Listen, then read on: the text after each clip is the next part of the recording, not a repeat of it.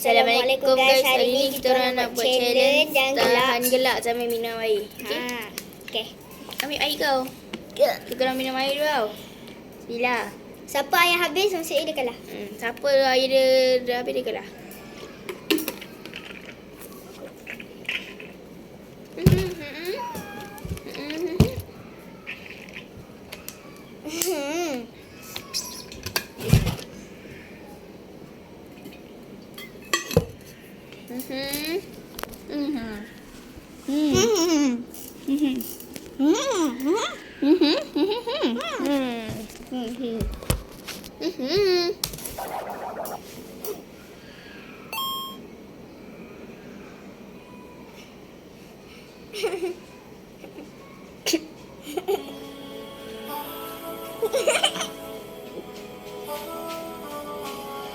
Bilakah kita makan, Ipin?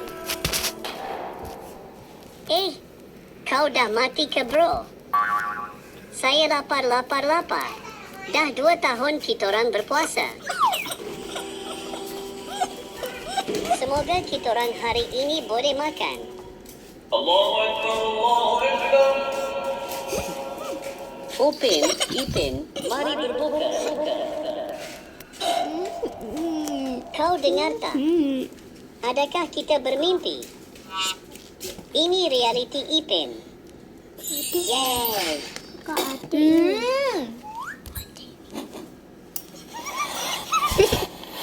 Kita orang boleh makan ke opa? Iyalah, korang tu cucu opa. Ya terus. Mari kita makan Ipin. Yes. Duduklah, jangan banyak cakap.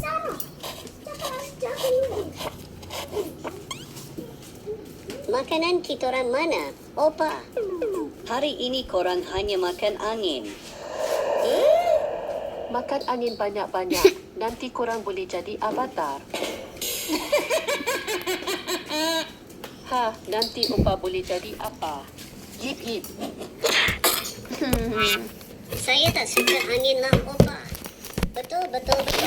Kita orang nak nasi. Bersyukur korang masih boleh makan. Dah makan cepat.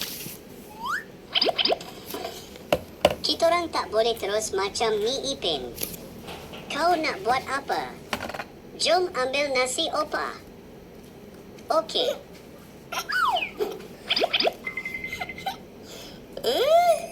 Lari cepat, Ipin.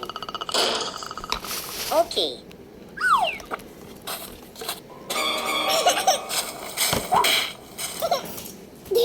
Ipin.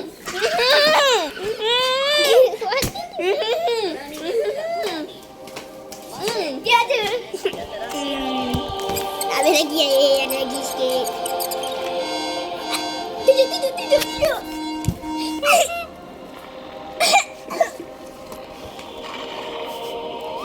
Kenapa ni?